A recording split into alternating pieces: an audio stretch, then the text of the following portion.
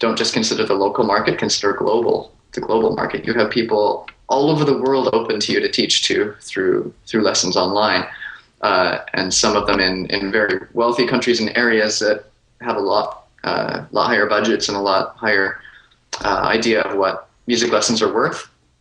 And thirdly, there are a lot of other ways to supplement your income besides teaching. You could do, group lessons and workshops and retreats and all sorts of different things. You're watching Tim Topham TV, the piano teaching podcast, and this is episode number 41.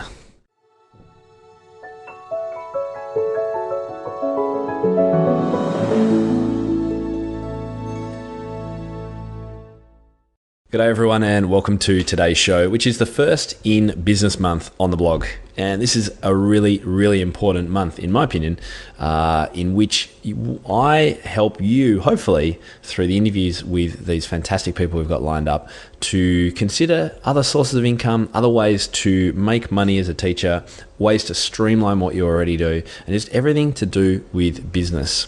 So my guest today, really, really special guest, he is the CEO of Music Teachers Helper, and that's online scheduling and software technology for music teachers that I've recommended before. It's a fantastic application, and I could talk about that, but today isn't actually about Music Teachers Helper. It's about the business side of things and what we can learn from someone like Brandon Pearce, who's my guest today. Now, before I go any further, I did want to thank today's sponsor, which is the Piano Teachers Inner Circle. And most of you will go, oh yeah, that's your your community, and it is. So I am sponsoring my own podcast, but I wanted to do that today just to let you know of just how cool this community has become and how big it's become. The number of people in there is growing, and look, this is the place to be. If you are truly passionate about piano teaching and you want to really make a difference in your students' lives, and you're willing to help other teachers make a difference in their students' lives. The kind of people that are in the inner circle at the moment are those who are really passionate, they're dedicated, they're committed to being the best they can be, and they have a real strong drive to share with other people, and that's what the community is all about. So not only do you get access to all my resources and videos, teaching, watching me teach, using apps, all that kind of stuff, that's really only a small part of it. I mean, there's a lot in there, but, resources are great. The thing that you will get by joining my inner circle is the community. So we've got a bustling community forum full of ideas and questions and great topics of conversation. And we also have our monthly mastermind online. So that's a chance to actually hang out with me, have a chat, and the other members, and share ideas, ask questions, all that kind of stuff. Look, guys, I don't want to tell you anymore. I want you to go to timtopham.com/community if you haven't been there recently and had a look at the video and all the benefits, and make sure you sign up while you can. This episode is also sponsored by the Forte School of Music, and many of you will know the founder and one of the directors of Forte from previous podcasts and a number of blogs on timtopham.com, and that's Paul Myatt. So Forte School of Music has been a huge success story in Australia with around 4,000 students and schools in all major capital cities. They are currently looking for entrepreneurial music teachers who are interested in building a successful business in Australia or other countries with the opportunity to be the master franchisor in their territory. Forte schools can build to the size you're able to manage. Some schools are small with just a couple of hundred students, while others have nearly 1,000 students and $1 million turnover. The key to success after being in business for 22 years is quality, the courses and systems, but most importantly, the teachers who offer the pedagogically sound curriculum. To find out more about Forte, head to fortemusic.com.au/business. Okay, so my guest today, Brandon, he has been the CEO of Music Teachers Helper since it started. He actually founded it, and really in about 5 or 8 years, he went from being a US piano teacher, a studio teacher just like most of us, from that to living a very comfortable life, traveling the world all the year round with his family and working about 6 to 8 hours a week. How good would that be? Remotely on his business and making enough money to live comfortably wherever he is in the world. It's a really inspiring story, and I know you're going to get a lot out of it. He's a fascinating person, and I hope it really is a way that you can get inspired by the possibilities that can lie out there for you in the world using technology. Let's get straight into it. Here is Brandon Pearce from Music Teachers Helper. Well, Brandon, welcome to the show. Thanks very much for joining me today. Thanks, Tim. Happy to be here.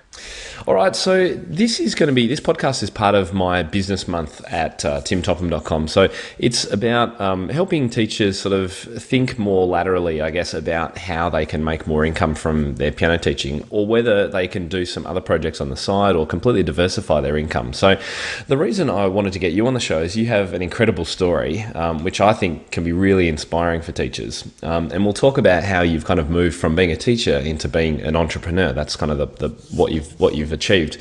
But I guess I don't want to turn people off right from the beginning, people that, are really happy teaching their students. So I wonder if you can give us your own kind of opinion about how entrepreneurial stories and inspirational kind of stories, like what we're going to be talking about, can help teachers, even if they're kind of comfortable in their current situation. Sure. Well, I think first it's important for teachers to remember that, as long as they're independent teachers and not working for a school or something, that they are entrepreneurs already. And when you see your studio, see your career from that vantage point, it kind of opens the door for other creative ways to earn income and to connect with your students. So that's the first thing that I would say. And then, the second is, I don't know what teachers will get out of the podcast, but it'll probably be different for everybody in each situation. So I think stories like this can help teachers to, it gives an opportunity to kind of look into yourself at what you do enjoy. If you love teaching and that's what you want to do, then, that's what you should do. But if, you feel some kind of a longing to create a new kind of product around music teaching, or even change your career entirely, I think it's important to stay open to that as well. Yeah, that's great. I think I've really been pushing this kind of idea for piano teachers, or music teachers in general, to consider themselves, as you say, as business owners. They are their own CEOs of their enterprises. And it's very easy to kind of downplay that, oh no, I'm just kind of, running, I'm just doing a little studio in my back room or whatever. Sure. It is. It's almost hard, I think, to make that switch, but I'm really pushing teachers, and I think the more books I read about it, that are being put out at the moment for teachers, the more I'm reading, this is the way that you have to think about things in order to I guess create a living that is sustainable, which is ultimately definitely. Yeah. Right. So look, let's get into your story a little bit, because it's fascinating. Can you tell us that moment when your journey to where you currently are actually began? What was that catalyst? And what is it kind of, where has it taken you? In the short version, because I know it's obviously, we could talk about this for quite some time, but all right. Sure. Well, I was 22 or 23. It was early 2002 or 3, I think it was. I was teaching piano lessons. I had 10 students, and going to school to study computer programming. I had a wife and a little baby. I was working full-time as an internet tech support rep, making $10 an hour, just trying to, make ends meet and keep up with the busyness of life. That is busy. Yeah, that's a lot going on. And, as kind of a side project, my students would come to my lessons and ask, how much do I owe you?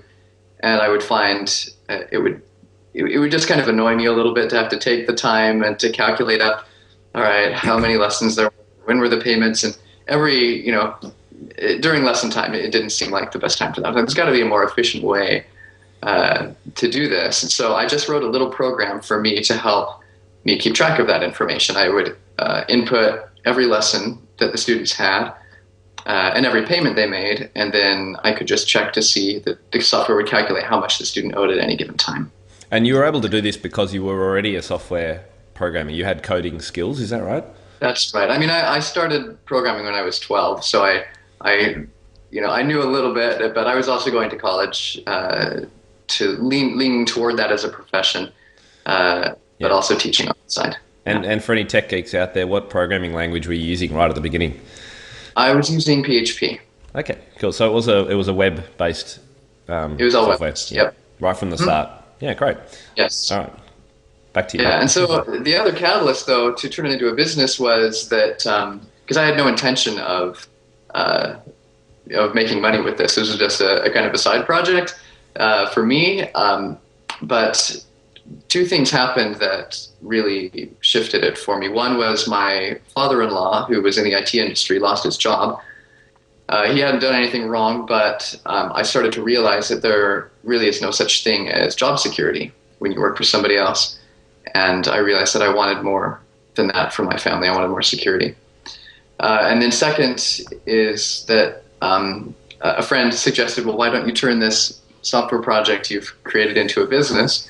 And I realized that there were other teachers out there who were interested in what I was doing, and it was really helpful for me. It was saving me a lot of time and headache, and I'd also by that point made it possible for students to log in from home, to check their schedules, to make payments online, and it was just really convenient. And I was sending notes to the parents about how the lessons went. It was all automatic. So I think, yeah, teachers could probably benefit from this. I mean, I know I'm loving it, and so surely there's someone else out there who'd be interested too. So I decided to make it available for other teachers. How did you confirm the need? That, I mean, you could guess, as most people who would start a new product or sort of software would go, oh, I reckon other people would use this, but that's probably not enough to build a business on. How did you actually go about confirming with people, yes, this is a thing we need, and yes, we will pay for it? You know, I didn't actually. All right. It was just, well, first of all, I didn't, unlike a lot of businesses where, you know, you have a huge expense to get started and a huge commitment. For me, it was just, I was the programmer. I was the only person doing it. I didn't have investors. I didn't, you know, make it a big deal. So if no one really wanted it, all I would be out is time. So there wasn't a huge risk for me. And also I was just confident that teachers would, because I did. And then people I talked to who were my music teacher colleagues all seemed confident that it would be useful. Okay. So when did you make the step to actually sell? I assume you sold it to other people, or did you first kind of give it away to people to say, hey, what do you think about this? I did, yeah. And we had a free account. Well, we still do have a free plan as well. But I mean, from the beginning, I was looking very actively for feedback on, you know, what can I do to make this better, and how can I, you know, improve it to really serve teachers' needs more. So yeah, that was always part of it. So you shared it with people, got their feedback, and then obviously realised, well, hey, this is actually pretty serious. This is something that people want. Maybe I could make a business out of it. How did you know when it was that kind of point? Because there must come a point where you're doing these three jobs and you're a parent, and then it must kind of tip over at some point, and you go, all right, I'm going to go for this. What was, how did that work? Maybe I'm overly optimistic, but when my first customer paid me, that was probably the time, like, this is it. Someone's willing to pay for it. It must be a great idea. So, you know, I wanted to put more effort into it at that point. It became really exciting for me, a real passion project. Unfortunately, I was too busy to do a whole lot with it. So, I mean, I was going to school and working full time and all of that. So every waking moment for the next 4 or 5 years was spent on building Music Teachers Helper. I'd get up early. I'd spend all my lunch breaks on it. I'd stay up late at night. It was consuming everything, but it was fun. Okay, so probably from, you know, starting to make the website yourself, or the product for yourself, to actually kind of putting it out there as a paid product to the general public. How many years would that have taken? From initial conception to launching it as a business, I think about 2 years. But again, that's because it's very part-time. I was just playing around for most of it. And I could have launched it much quicker, of course, if that was my initial intent. Do you think a teacher out there who has a good a good idea for another piece of software could have the same kind of result without being a programmer and paying someone to do it? Or is that a very different kind of proposition? I mean, it depends on the situation and the product and everything. I mean, there are a lot of people who create software businesses who aren't programmers, of course. I also think programming is a skill that most people can learn pretty easily. If you go to a site like codeacademy.com, you can learn for free very quickly. Is that genuinely quickly, or Like, because I Well, look over at the the code on my website and go, oh my goodness, I've got little ideas, but far out. I guess it depends on how much you enjoy it. Yeah. Uh, and how much time you have to put into it. But I'd say over the course of a few months, you can get a pretty good handle on basic programming. Okay. But it's also possible to hire out programmers for reasonable amounts. So especially if you hire somebody in Eastern Europe or the Philippines or something like that, where the costs are a lot lower, it's easier to find help that way. I mean, I just think it's an exciting thing, being creative, developing a venture. Particularly when I guess you've developed it for yourself initially. And I know there's a lot of products and websites that start that way. I'm solving a problem for myself, and oh, by the way, I think a whole lot of other people might like this too. I think it's a really interesting concept for other teachers to not necessarily consider, completely changing their life and quitting their job or all this kind of stuff, but just to think, maybe it's not a website for them to start, but maybe it's starting to sell some of their worksheets online on Teachers Pay Teachers or something like that. Exactly. Yeah. What other skills did you need apart from coding over the last 5 years or so of the growth of the business? What other skills have you required to develop the business?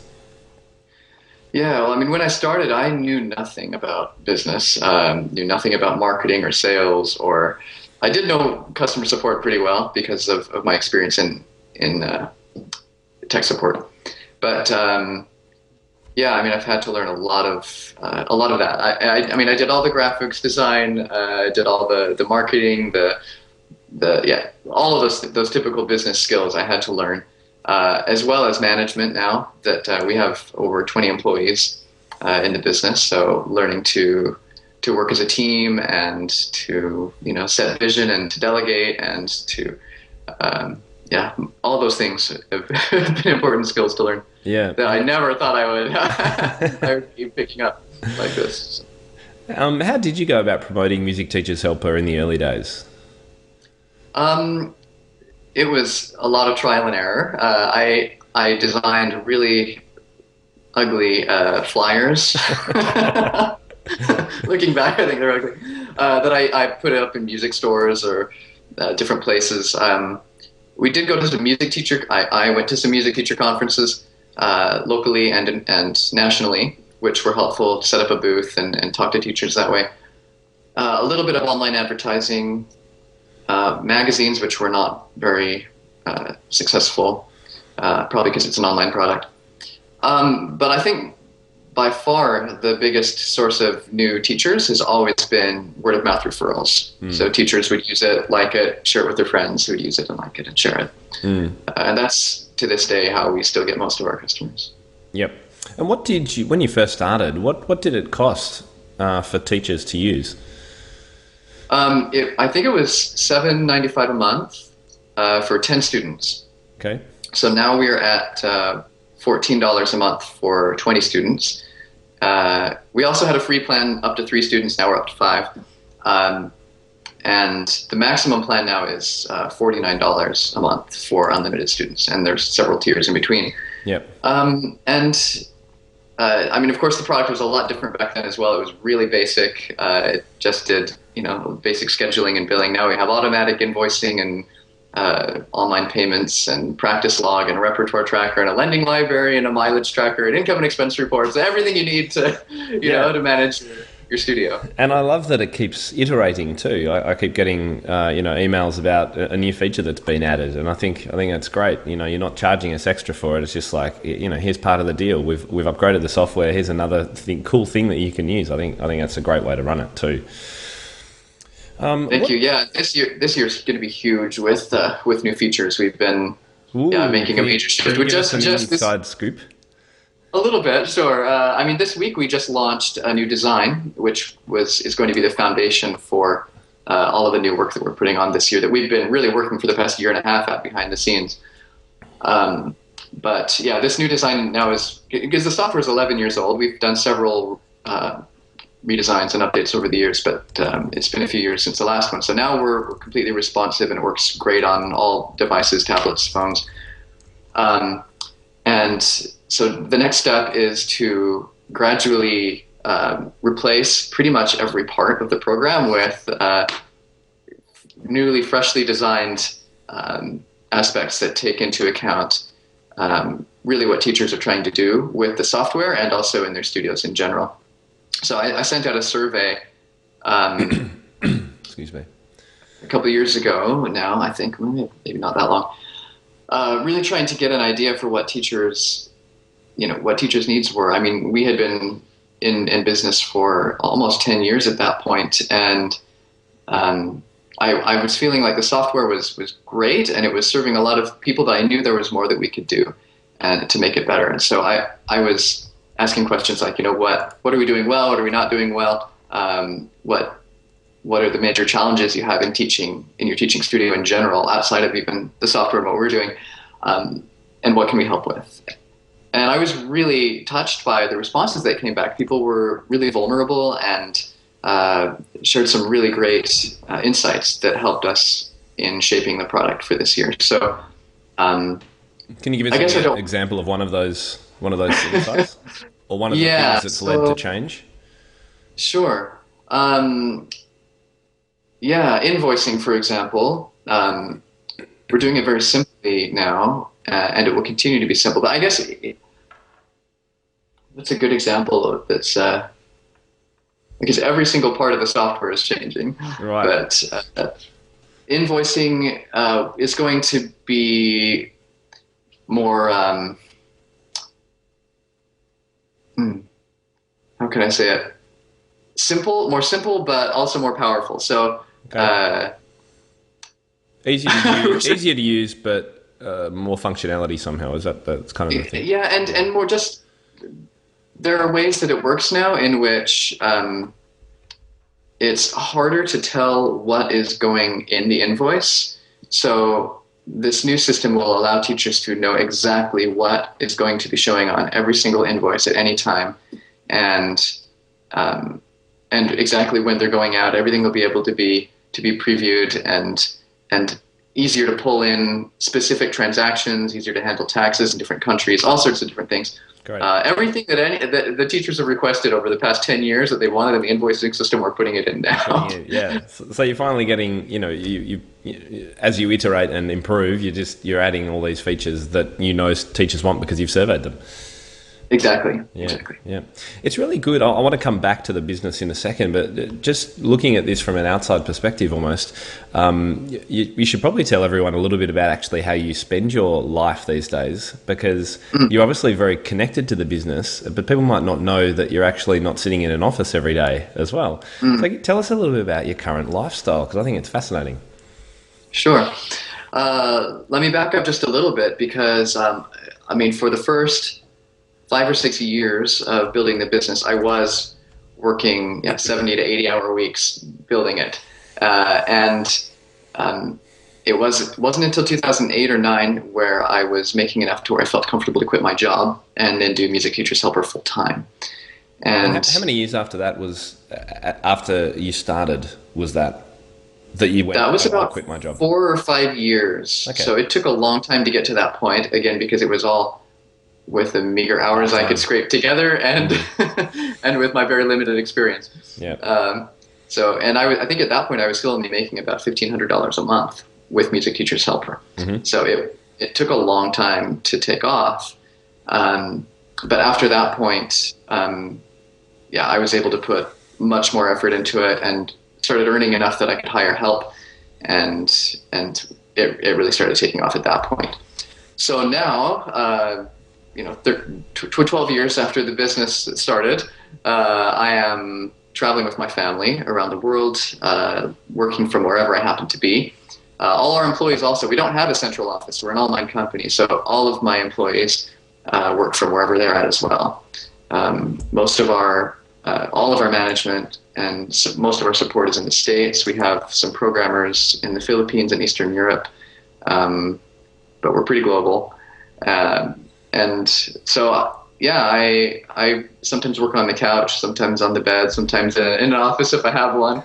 Don't tell me sometimes in a hammock on the beach. That'll be the next one. That doesn't really work so well with all the sand and the sun.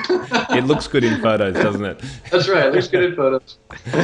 How do your staff all communicate when they're in different time zones in different parts of the world? I imagine communication could be quite difficult. Have you got tools for that?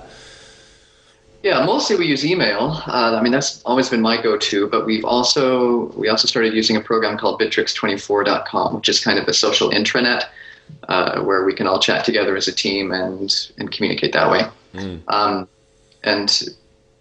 Time zone wise, sometimes people stay up later or earlier, and we just work it out. But it works. Yeah, it works. Yeah, my managers with their teams often have Skype chats and group meetings and stuff like that online as well. So yes, you obviously don't have to have all 20 people together at once online. No, and we typically don't. Yeah. Now you've got 3 kids, don't you? 3 young children. Yep. So I'm really interested. I mean, it sounds like the ultimate lifestyle, traveling the world, exploring. But when you've got kids with you, this becomes a little bit more complex. So I'm really interested in how you go about educating your children. Yeah, well, one of the reasons we started traveling is because of the kids, and we wanted to give them an experience that was different from the kind of bubble that we feel we grew up in, and wanted to expand, learn new languages, experience other cultures, and so we don't really follow a set curriculum in how we educate our kids. So you're homeschool in inverted commas. You teach them yourself? Actually, not even that. We more follow kind of an unschooling approach where we support the kids in pursuing the things that they're interested in. So we don't teach them necessarily. I mean, we learn together, and we provide tools and resources for them to go down the avenues that they want. So, for example, my oldest is 12, and she is very passionate about music, which kind of makes sense. Yeah. So she's taking singing and songwriting lessons from a professional songwriter in LA, and online, of course. Online, through Skype. Yeah. And she's released her first 2 singles this week, which is exciting. Yeah, and she's also taking dance lessons online, Irish dance, and we also take advantage of local classes wherever we're at. So my middle daughter is 10, and she's in a gymnastics class here in Nelson, New Zealand, where we're at the moment. And we'll be here for the next 3 months. Okay. So things like that. You put your roots down for a few months at a time, do you? Tend to? We do, yeah. If it's a lot less expensive that way, first of all, and then it allows us to integrate more into the community and get into routines and get some creative work done. We would get burned out really quick if we're just constantly sightseeing or that type of travel that most people do in the 2-week vacation. Yeah. How do your kids? Traveling. So we're more living parts of the world. Yeah. Do you have any concerns about when your kids? I mean, I assume you'll base yourself somewhere eventually, or maybe not. But if your kids want to go to university, for example, how are they going to have the qualifications or pass the exams that they need to do that if they want to? Yeah, I'm not too worried about that because mainly what we're teaching our kids, if we're teaching them anything, is how to learn. And my oldest is so proactive. She knows more than I do about a whole lot of things through the internet, and they're also, I forgot to mention, they use websites like Khan Academy, which has tons of videos for math and science. And all sorts of things. KHAN. Academy.com, right? That's right. Lots of websites like that, but fantastic resources for learning just about anything. And I think, the world is really a lot different than it was when I was going to school. You can learn anything now pretty much for free on the internet. So there isn't really as much value. There is still, if you have a really good teacher who can inspire you and can consolidate important information that you want to learn. But I feel like so much of what I learned in school was kind of busy work and stuff that I wasn't very interested in at all, and just memorized for a test and then forgot, and kind of a waste of time in a lot of ways, even up through college. Internationally, there are a lot of universities that make it easy to enter, and that are a lot more affordable than the States. So wherever they decide to go, whatever they decide to do, I'm supportive of, as well as an entrepreneurial lifestyle. Even if they decide they don't want to go to college, I'm okay with that too, because I realized that it wasn't essential for me in my business to earn this type of living and lifestyle. So, but it depends on what they want to go into. Sometimes a degree is necessary. So. Yeah, it's a very progressive view of bringing up your children. I think, Isn't it? Yeah. I think it's great. But you must get a fair few people going, you're mad, Yeah. or this is so wrong. Your children are missing out, or whatever. How do you cope with people that give you those kind of reactions, or you're just confident in your own children and how you run things? It's okay. I mean, I do have doubts at times, and we're open to exploring other avenues. We've put our kids in school for a month or two here and there in different places, and they've decided it's not really for them. But maybe later they'll change as they get older as well. So it just depends. We're totally open to other ways, and I think what works for one family doesn't always work for another. So I'm not saying that this is the only way everyone should do things. I understand. No, but it definitely works for us. I'm fascinated by it because there's a lot of educational research out there that says exactly what you've done. That said, in that a lot of schoolwork is busy work, and a lot of it really isn't relevant to the 21st century job market. And kids would be far more successful if they just learned some coding, for example, because everything's going to be coded. If they learn some skills about problem solving, creativity, and how to learn, it would be just as effective. I've read plenty of articles that say that. So I think I give you kudos for trying it out with your own children. It's almost a case study or a book in itself, I think, potentially down the track. Yeah, and it's interesting. We've been to several unschooling conferences where we've seen a lot of people who have been raised like this up through adulthood, and they're doing great. The thing that I also want for my kids is not for them to just get stuck into a job that they don't like and feeling like they're in a rut, but to really be doing something where they love it and feel like they're making a valuable contribution to the world, and having the flexibility to adapt and to listen to themselves and what they want, and not just do what they're told to do because they think they're supposed to do it, which is how the school system is kind of set up. Yeah. All right, I just want to go back to the business. A few more questions about that. One in particular is in regard to staff. You say they're all over the world, which is kind of the modern way things are happening. And in actual fact, I've got help in different countries for my blog and different aspects of that, and my uploading podcasts like this and things. I wonder for teachers who might be listening, you don't have to have a business to hire a little bit of help from overseas potentially. So what are some things that teachers could potentially use what we call a virtual assistant for in another country? Do you think? Do you think that's something that teachers could do? Definitely, and it doesn't even have to be in another country. It could be the same. I have a virtual assistant in the States at the moment who's extremely helpful for me in work. And I guess I need to think as a music teacher what would be useful, but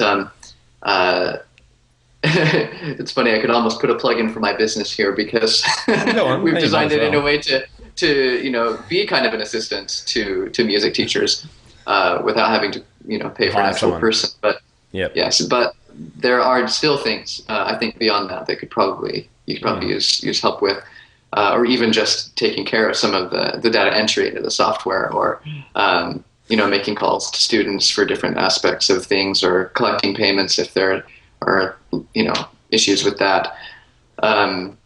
So I'm thinking about my own timetabling, for example.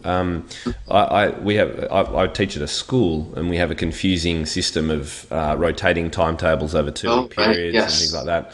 And I've talked to some of your guys about it, and it's not quite something that music teacher can do. It's because it's very complex, and there's lots of ifs and buts, and at the moment I can't think of a way to automate it particularly well. But there's aspects of the data entry that could easily be done by someone in another country, for example.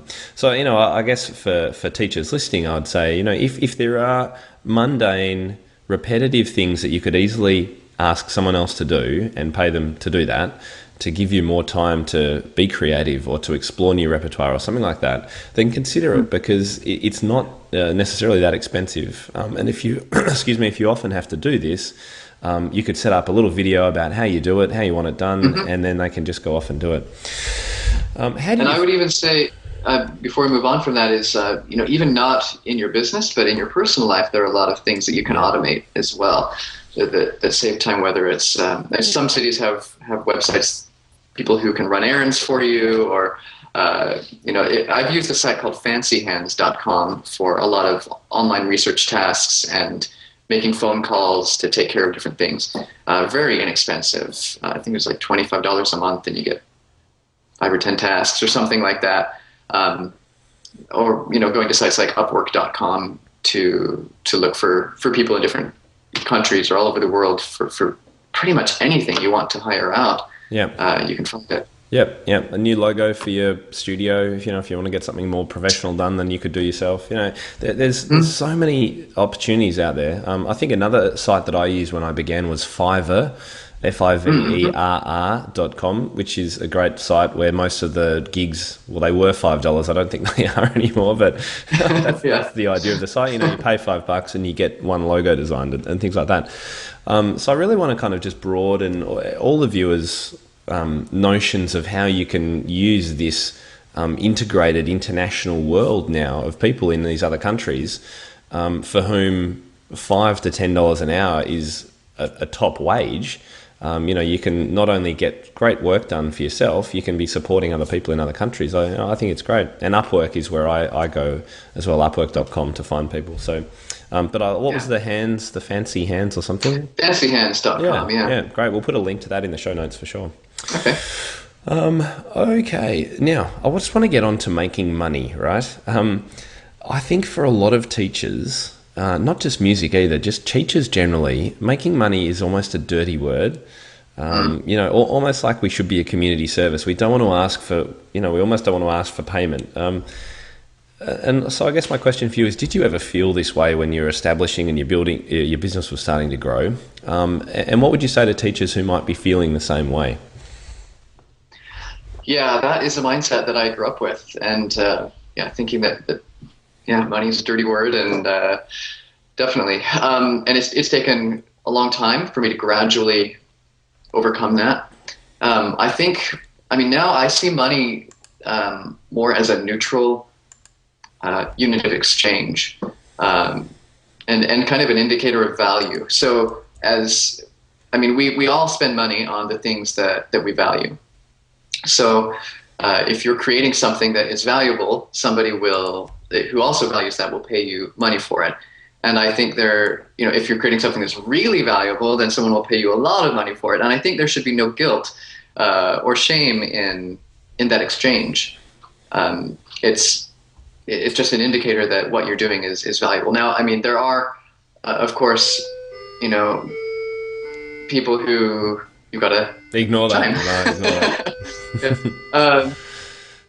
There are, I do think there's something maybe detrimental in pursuing money just for money's sake, and over the idea of value or of contribution. But I think when your focus is on creating the value rather than just creating money, I think the money tends to flow into that. So that's how I tend to view it. I do enjoy having enough money to sustain my family and to do the things that I love, and that having enough of that and a little bit more also allows me to create other products and to contribute in other ways that I otherwise wouldn't be able to if I were not valuing what I did highly. And I think for music teachers that also is something to consider is how much do you value what you're offering? Are you worth $10 an hour? And I don't really want to promote myself because no one's really going to want it, or are you worth $150 an hour lesson because what you do is changing people's lives and it's really making the world a better place? And anything within that range, determine what you're worth and confidently stick to that, and then if there will be other people who can see that around you, that you really are contributing that much value, and they'll be willing to do that exchange with you. That's my take. Yeah, and I imagine teachers would agree with that, but then say, actually, I'm living in an area where there's, 2 people down the road charging $20 for a half-hour lesson. I think I'm worth $50 for a half-hour lesson, but how do I compete? What would you say to that? I would say, first of all, get clear on what you offer that the other teacher doesn't, and be creative about how you can expand your studio. Uh, I would also say, don't just consider the local market, consider the global market. You have people all over the world open to you to teach to through lessons online, and some of them in very wealthy countries and areas that have a lot higher budgets and a lot higher idea of what music lessons are worth.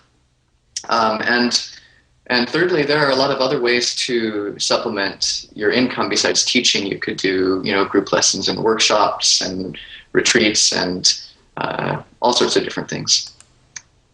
Yeah. That would. Yeah. No, it's great, Brandon. And there's some of the ideas we're going to be exploring and have been exploring when this podcast goes live in the Business Month, because I want to sort of share some of these ideas. There's great ways that you can increase your income as a music teacher without spending more time potentially by doing events or special recitals or group teaching or whatever it is. So I think you're absolutely right on the money with that.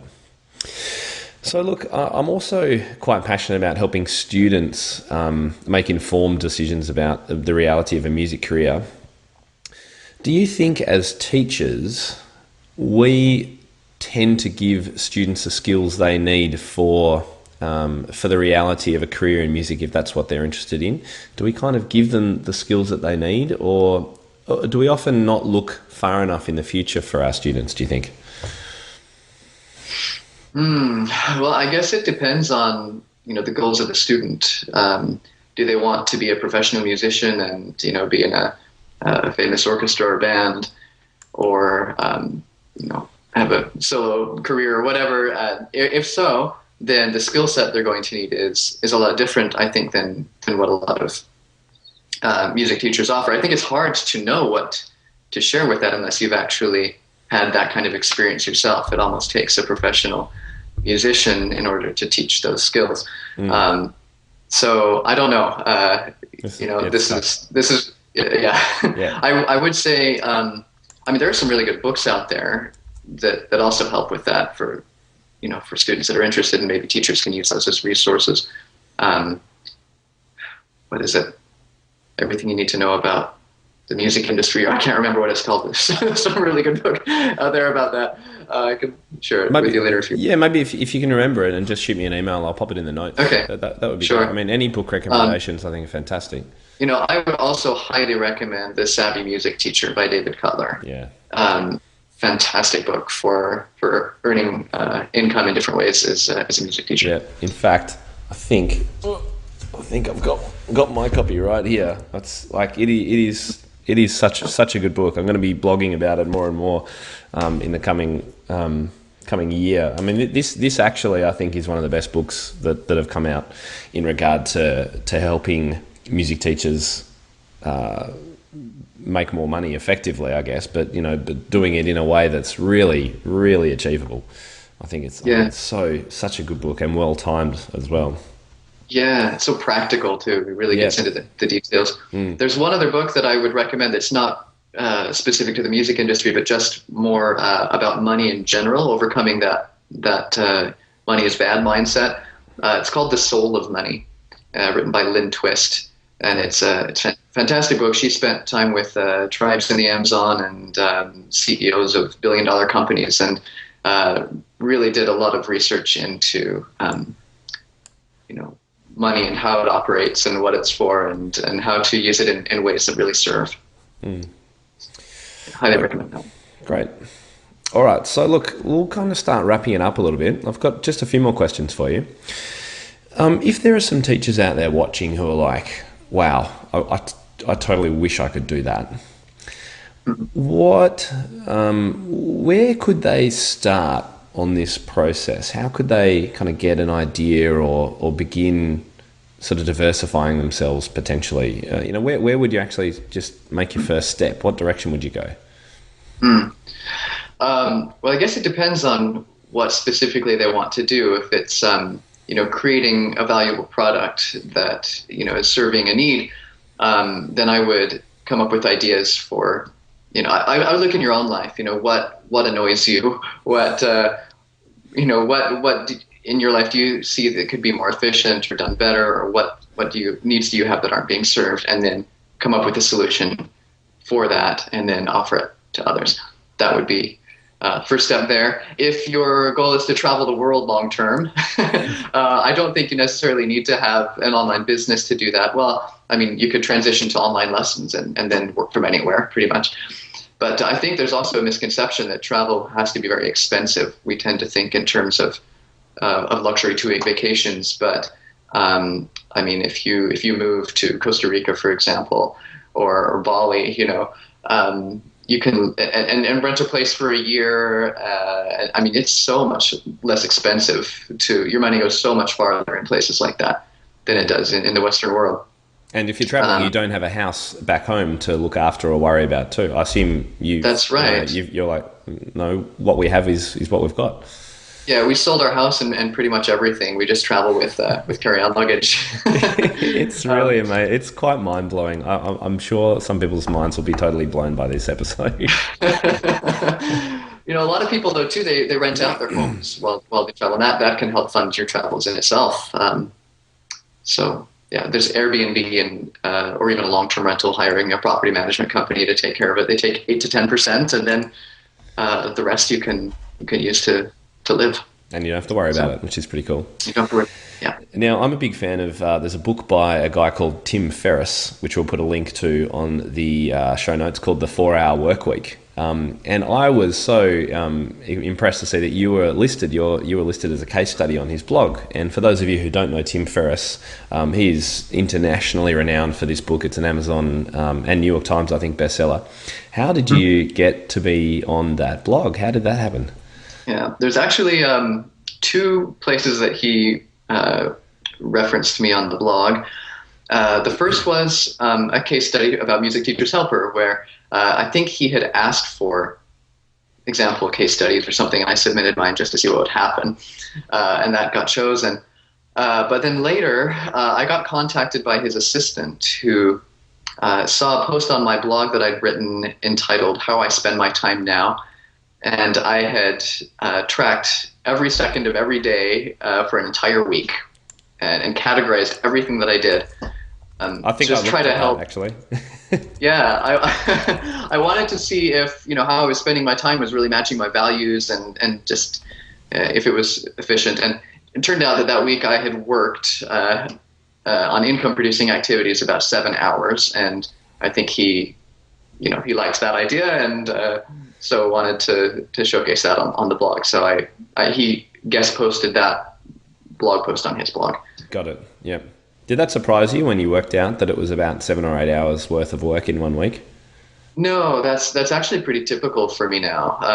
I mean, as a CEO, my job is to set the vision for the company and to determine how we're going to go and make sure things are really working well. But I mean, I have a great team, management and staff to carry that out. So, yeah, so I don't need to put a whole lot of effort into it anymore. I mean, it's a lot of effort, but it's not a lot of time. Yeah. Oh, it sounds fantastic. All right, so let's look back. What was probably the hardest time in this process for you? The one that caused the most kind of sleepless nights? Man, I mean, it was really hard in the beginning. And time consuming, but it was also really fun and challenging. So I don't know that I would consider that such a hard time. I think probably it was after I had already made it. You could say I went to, I'd sold my house, I quit my job, we were making enough money, I was traveling the world, working just a few hours a week on the business, but I was kind of burned out on it. I had put in so much time and so much focus, and so much energy into it for so many years that I was just kind of like, okay, I'm done for a while. And I almost considered selling it. Well, I did consider it. I didn't look into it very heavily. But so there was a period of a good year or two where I didn't really I just kind of like, yeah, well, let it keep growing, and my team was doing a great job with it and all, but I wasn't putting a lot of focus or energy into it. And it it just wasn't exciting me, and it felt more heavy than not, all the responsibility. But then over time, I just realized that, what I've got here isn't, I could be doing so much more to serve teachers, and so I'm creating so much more value out of this. And that's when I sent out the survey, and then from there things started spiraling, and I got more excited about it again. Yeah. So that was a hard period. A hard period, yeah. It just sounds like pure burnout, really. It was, yeah. Yeah.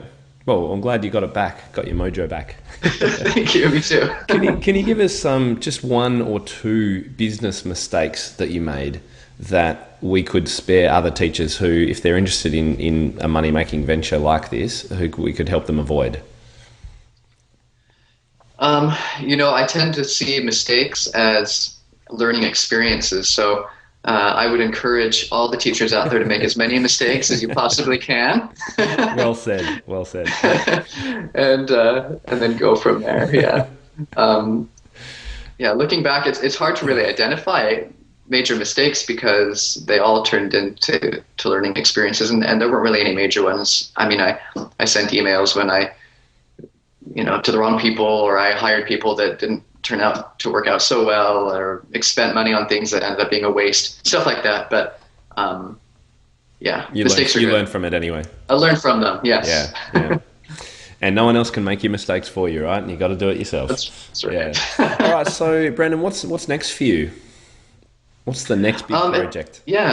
Besides continuing to expand Music Teachers Helper and Studio Helper, which is a program that I wrote to help music teachers. We had a lot of music teachers who were growing their studios and adding additional teachers to help with the student load, and kind of doing a multi-teacher studio route. So we created another piece of software to help them manage their studios, and also made it more general, so it works with dance and yoga and art and other things.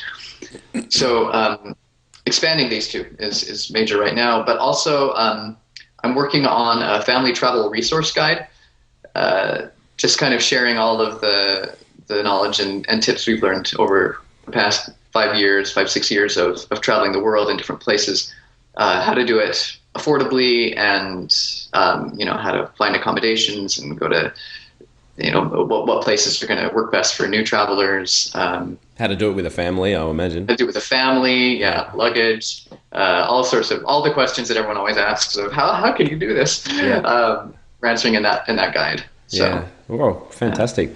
All right. So where can people find out more about you? I write on pearceonearth.com, Pearce on earth.com. It's our family travel blog.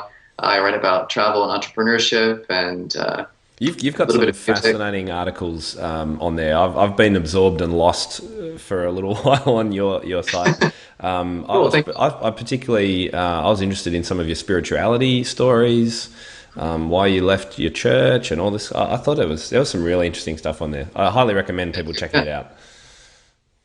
Yeah, thanks. Please do. Yeah, if you feel free to send me an email too. I'm open to communication with anyone if you have questions about anything. Just want to chat. So. Okay, fantastic. Well, I'll pop. Are you happy for? Well, we can do it two ways. People could either comment on the show notes page, and I could just send you them through when they come through, or we could pop your email down there. Totally up to you. Okay, sure. We'll confirm it afterwards if you want. Okay, sounds good. Cool. And obviously people interested. Actually, I should say too, you've got the studio. What was the other website? Studiohelper.com. Studiohelper.com. So that's for teachers who are running multi-teacher studios. And I just thought I'd put a plug in. My episode 7 of the podcast was how to build a multi-teacher studio with one of my friends from Adelaide, who's done that very successfully here. So if anyone is interested in that, episode 7 is the one to listen to, and your software the one to look at if you've got other teachers with you. And look, the best place to grab Music Teachers Helper is using my code. So if you go to timtopham.com/MTH, that'll actually get you 10% off for life through that code, which I've actually shared on a number of sort of podcasts and things. That gets you a free 30-day trial and 10% off forever, which is a pretty good deal. So There we go. Now, Brendan, is there anything that I should have asked you that we've kind of skipped over in regard to this whole idea of kind of inspiring teachers to look outside the studio for income and that sort of thing? I think we've covered it pretty well. The only thing that I would, reiterate is, I think one of the most necessary skills if you do plan to create a business or go into some kind of other product is persistence, dedication, and patience. A lot of people think that, well, I'll create this app in a month and then I'll launch it, and in 6 months I'll be rich.